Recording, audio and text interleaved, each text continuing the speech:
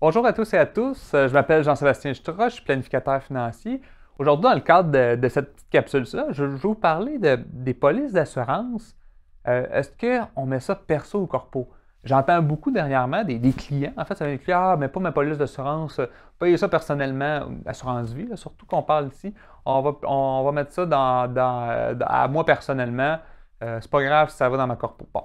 Je veux qu'on voit la différence entre une police détenue personnellement ou une police détenue corporativement parce qu'il y a quand même une différence entre les deux. Puis il peut y avoir des avantages de détenir des polices dans ma corpo versus à moi personnellement. Donc, on va regarder un peu ce volet-là ensemble.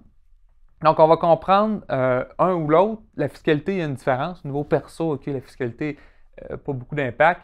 Et on va regarder du vrai coût de la police d'assurance. Parce qu'au final, si vous allez dans votre logiciel d'illustration, ben, la police coûte la même chose si elle est détenue perso ou corpo. Par contre, est-ce que la fiscalité de chacun des deux est la même? La réponse, c'est non.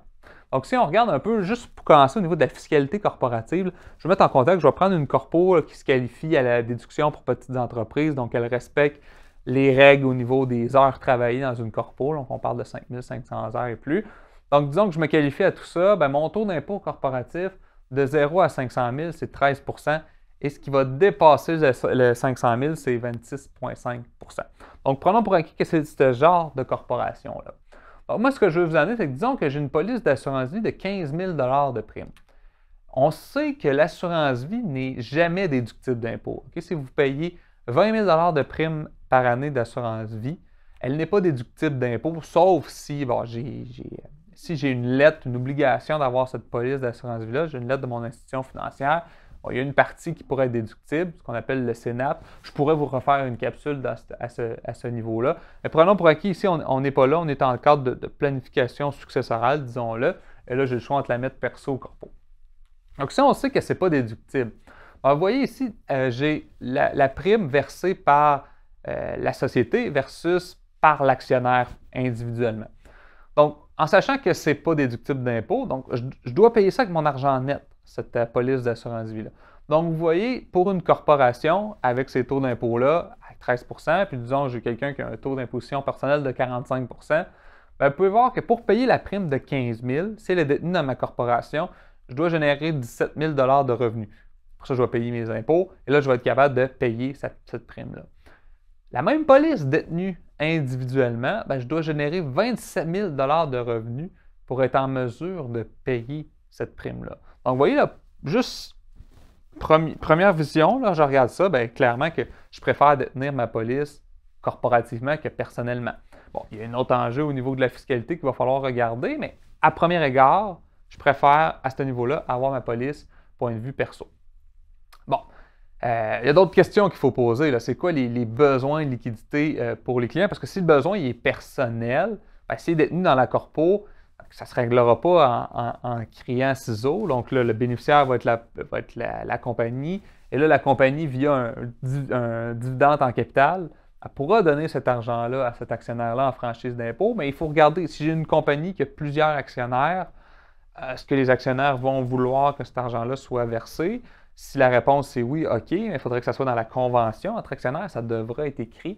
Donc, vous voyez, c'est simple, mais c'est pas si simple que ça parce qu'il faut regarder c'est quoi la structure globale, mais au premier regard, vous pouvez voir c'est quoi l'avantage de détenir perso versus corpo. Et il faut comprendre au niveau corpo, bien, on va générer beaucoup de CDC, hein, un compte de dividende en capital qu'on expliquera un peu plus en détail c'est quoi.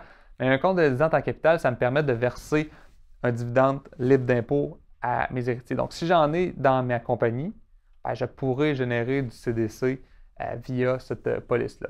Donc, le résultat final pourrait être identique. Disons que j'ai une compagnie individuelle, incorporée, je suis seul dedans. Je prends ma police d'assurance maintenant, je décède à 80. J'ai mon capital d'essai dans ma compagnie. Là, il n'est pas encore à mes héritiers. Le même montant va être généré en CDC. Ben, actuellement, c'est le même montant. Si on le prend à mon âge, clairement que ça va être le même montant. On verse un dividende non imposable aux héritiers. Donc, vous voyez, la mécanique est la même que si j'avais pris le contrat perso que corpo, mais le contrat m'a coûté moins cher. J'ai dû générer moins de revenus pour payer cette assurance vie-là.